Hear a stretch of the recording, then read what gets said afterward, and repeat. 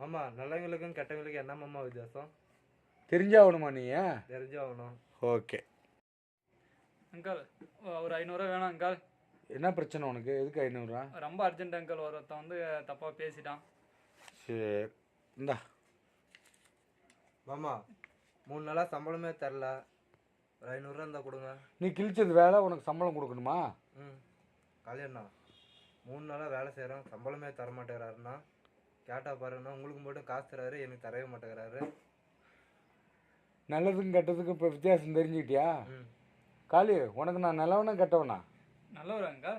எப்படி சொல்கிற? கேட்டவொடனே காசு கொடுத்தீங்களா? ஓகே. உனக்கு என்னடா பிரச்சனை? காசு கேட்டால் தர மாட்டேங்கிறீங்க, நீங்கள் ரொம்ப பண்ணுறீங்க. என்ன வேலை செஞ்ச நீ? உனக்கு 3 நாளாக வேலை செய்கிறேன், காசே தர மாட்டேங்கிறீங்க. அவரு கேட்டால் மட்டும் கொடுக்குறீங்க. அப்போ உனக்கு நான் கெட்டவனா? ஆமாம் ஆமாம். இதுதான் வித்தியாசம் நல்லவனுக்கும் கெட்டவனுக்கும்.